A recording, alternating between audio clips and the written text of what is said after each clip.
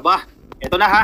Napuno na po ang Malacanang. Napuno na po itong administrasyon ni Pangulong Bongbong Marcos dito sa kaka-fake news nitong dating presidente na si Digong.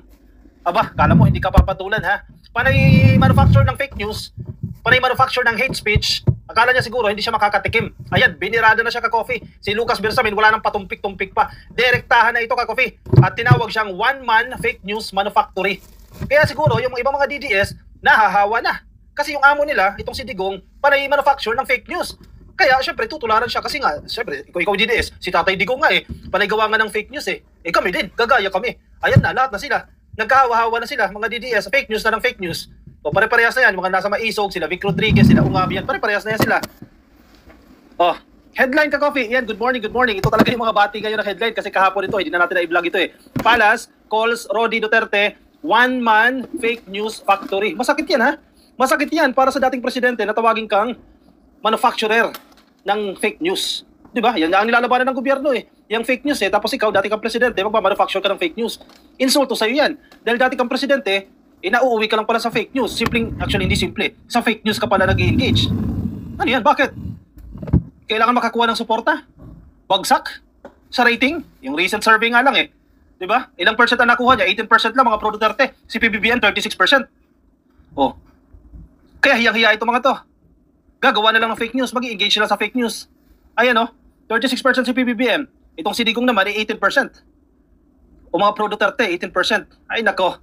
Anyway, sige, Palace calls Rodi Duterte a one-man fake news factory. Sorry, one-man fake news factory. Nagpo-produce ng fake news. We will not backslide into the oppressive We will not backslide into the oppressive ways of the previous administration when critics were jailed on Trump-up charges and when kill orders were publicly issued with glee and obeyed blindly. Executive Secretary Lucas Bersamin. Ang tindi niyan. Yun ang panahon nga ni Digong Di ba? Ina-announce, tsugiin ninyo yan. 30,000 ang natsugi. Ang masaklap, inosente pa. Yung karamihan doon. Yung iba, yes, posible nag-engage into illegal drugs pero hindi nyo binigyan ng due process. Marami din sumunog. Bulag-bulagan na lang mga nasa law enforcement. Bulag-bulagan na lang, sinunod si Digong. Nagkulong ng mga gawa-gawang charges. Example, si De Lima. Bakit nasabi natin yan? Nagawa-gawa lang yan. Kasi ang korte nagdesisyon. Hindi fake news yan. Kasi ang korte nagdesisyon. Kaya nga nakalaya yan si De Lima Noong panahon ni Digong, hindi makalaya-laya. Nagkaroon nga ng penalty yung isang judge Kasi pinatagal ng pinatagal Panahon ni Digong yan. Tapos, ang pinapalabas nila ngayon, kasi may statement itong si Digong na parang veering toward the dictatorship na daw po itong si PBBM. Wow! Papunta na daw po sa pagiging diktador itong si PBBM. Tama ba yan? Galing sa dating presidente? Fake news nga. Malacanang did not mince words in responding to former President Rodrigo Duterte's claim that President Marcos is veering toward a dictatorship. Grabe to ha. Paratang to ni Digong ha. Nang papunta na raw sa pagiging diktador itong administrasyon ni PBBM. Nililink nila doon sa tatay, si Marcos Sr. na diktador daw. Papunta na raw doon si PBBM. Wow! Sa isip-isip na Malacanang, Lucas talking, tingnan mo itong si Digong kung anong klase yung administrasyon niya. Kinumpara yung dating administrasyon as compared sa ngayon.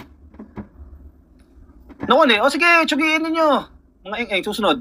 Executive Secretary Lucas Bersamin assailed Duterte for his bloody crackdown on drugs and alleged penchant for false information. Masakit to sa damdamin ninyo, mga DDS supporters, yung tatay ninyo, fake news manufacturer. Kaya nagmana yung mga vloggers nila. Yung mga DDS vloggers, hindi naman lahat, pero marami dyan ka-coffee, nagpapakalat ng fake news. Yung rally lang dyan sa Cebu. Peke yung crowd. Bakit kailangan yung pekein yung crowd? Dahil hindi nyo kaya magparami ng tao. Peke yung crowd na ginamit. Siyempre, mga DDS, mga bulag na Maniniwala, ang daming tao. Ang daming supporters si Digong dito sa Cebu. Di nila alam, luma yung video. Ginamit lang, inedit lang. At ipapakalat yan ng mga fake news vloggers. Kapag hinuli, yung Jun Abines ba yan? Fake news naman talaga yung Jun Abines May nabasa tayo niyan, fake news yan Siya din yung nagsabi na may mga blanco doon sa budget.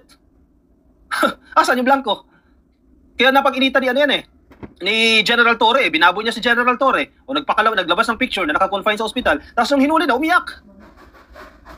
Fake news ka kasi iyak ka. Panindigan mo yung ginawa mo.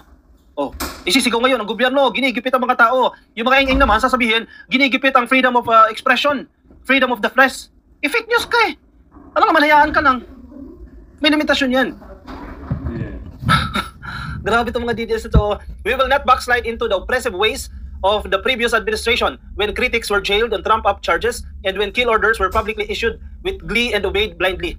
Masaya pa sila. Sundin yung utos ni Digong noon na pagtsusugiin niya mga yan. Huwag natin kalimutan yan. It is the leader of the troubled past. Oh, sakit nito. Oh. It is the leader of the troubled past who is depicting us as veering toward a system where anyone can be deprived of life, liberty, and property without due process of law, as many had been on his mere say so as a maganda statement ito. As many had been on his mere say so as a tyrant who did not respect the rights of the people. Aray ko po, ang sakit.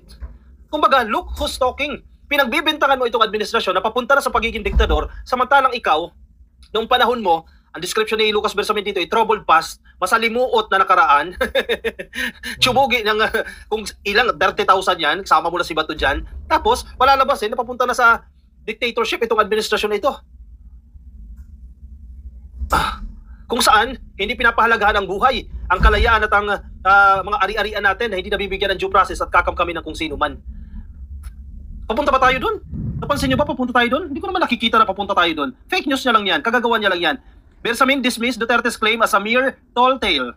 O, sapul ka dyan, gawa-gawa lang. This hoax is another budol emerging from a one-man fake news factory.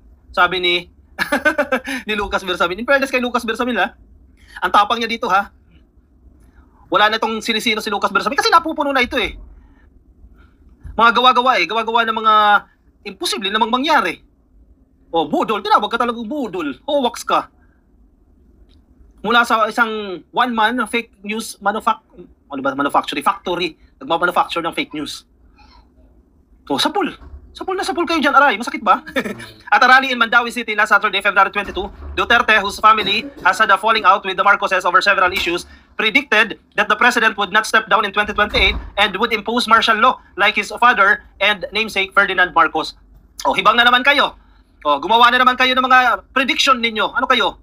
Manghuhula na naman kayo. Kailangan nyo na naman ng suporta ng tao. Kaya pinapalabas sila na si PBBM hindi alis sa kanyang pwesto. Mananatili daw po after 2028. Oh, invento na naman kayo. May mga prediction na naman kayo. Gumagawa kayo ng sarili nyong multo. Ano na naman pinaghuhugutan ninyo? Paano yan si PBBM mananatili dyan? Gagayahin daw kasi yung tatay na hindi aalis sa pwesto. Tinatakot yung sarili ninyo. Nahihibang kayo. Sidigong talaga, ang mga invento, Siguro wala nang writer yan. Kaya kung ano maisip, sintu-sintu na rin yung mga statement, Kung ano na lang ang maisip, sasabihin. Kakatawa ito. Ayaw naman baguhin yung konstitusyon Diba? Ayaw nung amyendahan. Kahit yung economic provisions, ano pang political provisions, paano mananatili si PBBM dyan? Ang nakalagay sa ating saligang batas, hindi ka pwedeng ma-re-elect. Ibang na naman kayo dyan. Yung mga DDS naman, sigawan. Ang saya nila. Ibubuli na si Marcos. Magagalit sa Marcos. Kasi pinaniniwala ni Digong na magma-martial law. Na hindi aalis si PBBM dyan. Naku po. Kaya nagkakagulo kasi itong si Digong magulo. Yan ang nanggugulo. Kung tumigil lang yan sana, manahimik na lang yan, tulad ng ginawa ni Pinoy sa kanya, na nahimik lang, hindi sana nahahati ang bansa. Nahahati ang bansa kasi yung dating presidente, nakikisaw-saw pa. Dapat hindi ka namang ialam dyan, sir Magpahinga ka na, di ba? Retired ka na, enjoy mo na yung benepisyo mo. Marami namang naipon siguro. Dahil ang daming negosyo noon Pogo, kasagsagan Tigil na muna, hayaan mo yung presidente magpatakbo. Kaya gumugulo Kasi may hari na tayo, may gusto pang magpakahari. The elder Marcos placed the Philippines under military rule in 1972, citing lawless elements who have taken up arms against the duly constituted government and the people and who have committed acts of armed insurrection and rebellion. Iba nung panahon. Yung armed groups noon marami, ngayon mangilan-ngilan na lang. Credit to the past governments, nasugpo naman yung iba dyan. Pero meron pa rin mangilan-ngilan. And impossible na yung nangyari noong 1972, mangyayari ulit ngayon dahil magkaiba at malayong-malayo na ang sitwasyon. Katang isip lang yan ni Digong. Tall tale nga, sabi ni Lucas Bersamin.